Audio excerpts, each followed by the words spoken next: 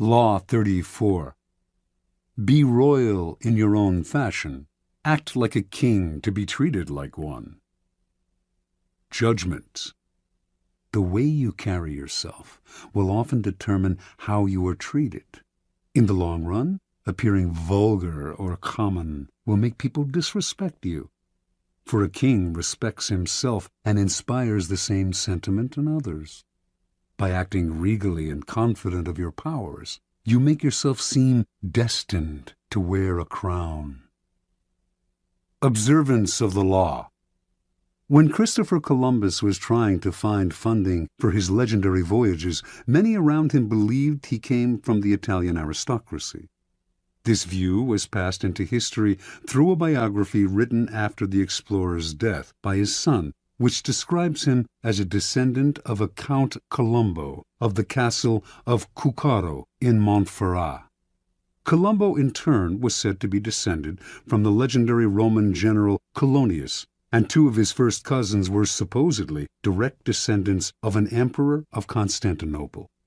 An illustrious background indeed, but it was nothing more than illustrious fantasy, for Columbus was actually the son of Domenico Colombo, a humble weaver who had opened a wine shop when Christopher was a young man, and who then made his living by selling cheese.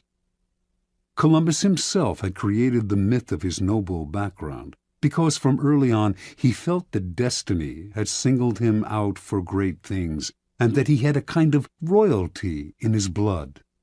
Accordingly, he acted as if he were indeed descended from noble stock. After an uneventful career as a merchant on a commercial vessel, Columbus, originally from Genoa, settled in Lisbon. Using the fabricated story of his noble background, he married into an established Lisbon family that had excellent connections with Portuguese royalty. Through his in-laws, Columbus finagled a meeting with the King of Portugal, João II, whom he petitioned to finance a westward voyage aimed at discovering a shorter route to Asia. In return for announcing that any discoveries he achieved would be made in the king's name, Columbus wanted a series of rights: the title Grand Admiral of the Ocean Sea, the office of Viceroy over any lands he found, and 10% of the future commerce with such lands. All of these were to be hereditary and for all time. Columbus made these demands even though he had previously been a mere merchant. He knew almost nothing about navigation. He could not work a quadrant, and he had never led a group of men. In short, he had absolutely no qualifications for the journey he proposed. Furthermore, his petition included no details as to how he would accomplish his plans, just vague promises. When Columbus finished his pitch, João II smiled. He politely declined the offer, but left the door open for the future. Here Columbus must have noticed something he would never forget. Even as the king turned down the sailors' demands, he treated them as legitimate. He neither laughed at Columbus nor questioned his background and credentials. In fact, the king was impressed by the boldness of Columbus's requests, and clearly felt comfortable in the company of a man who acted so confidently.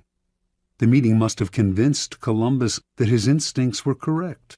By asking for the moon, he had instantly raised his own status, for the king assumed that unless a man who set such a high price on himself were mad, which Columbus did not appear to be, he must somehow be worth it. A few years later, Columbus moved to Spain.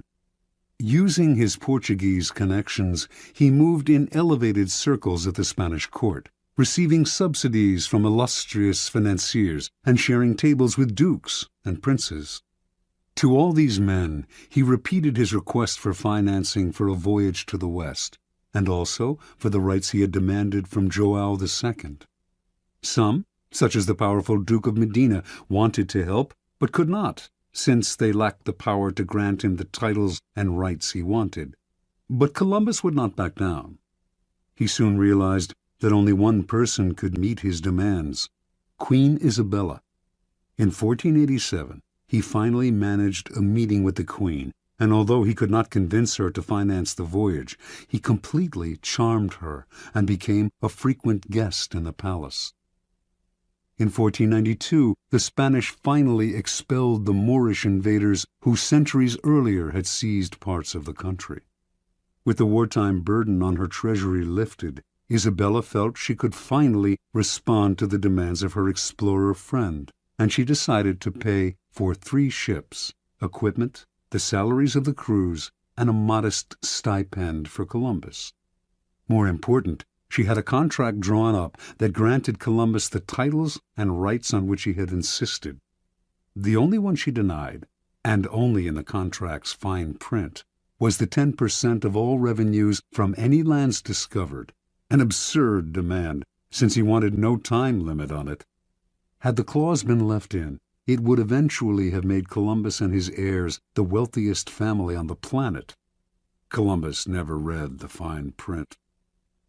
Satisfied that his demands had been met, Columbus set sail that same year in search of the passage to Asia. Before he left, he was careful to hire the best navigator he could find to help get him there. The mission failed to find such a passage, yet when Columbus petitioned the Queen to finance an even more ambitious voyage the following year, she agreed. By then, she had come to see Columbus as destined for great things.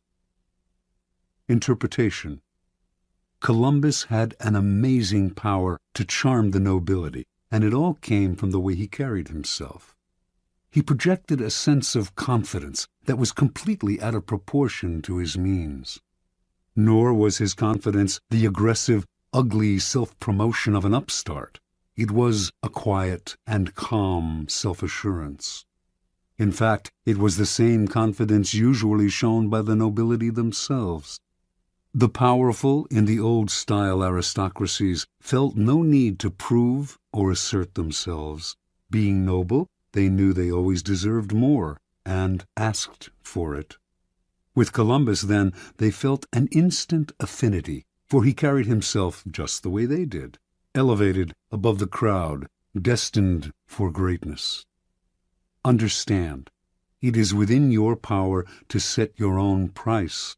How you carry yourself reflects what you think of yourself. If you ask for little, shuffle your feet, and lower your head, people will assume this reflects your character. But this behavior is not you. It is only how you have chosen to present yourself to other people. You can just as easily present the Columbus front, buoyancy, confidence, and the feeling that you were born to wear a crown. Keys to power. As children, we start our lives with great exuberance, expecting and demanding everything from the world. This generally carries over into our first forays into society, as we begin our careers. But as we grow older, the rebuffs and failures we experience set up boundaries that only get firmer with time. Coming to expect less from the world, we accept limitations that are really self-imposed. We start to bow and scrape and apologize for even the simplest of requests. The solution to such a shrinking of horizons is to deliberately force ourselves in the opposite direction, to downplay the failures and ignore the limitations, to make ourselves demand and expect as much as the child. To accomplish this, we must use a particular strategy upon ourselves.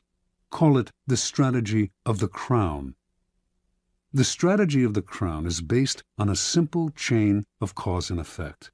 If we believe we are destined for great things, our belief will radiate outward just as a crown creates an aura around a king. This outward radiance will infect the people around us, who will think we must have reasons to feel so confident. People who wear crowns seem to feel no inner sense of the limits to what they can ask for or what they can accomplish. This too radiates outward. Limits and boundaries disappear. Use the strategy of the crown, and you will be surprised how often it bears fruit. Take as an example those happy children who ask for whatever they want and get it. Their high expectations are their charm. Adults enjoy granting their wishes, just as Isabella enjoyed granting the wishes of Columbus.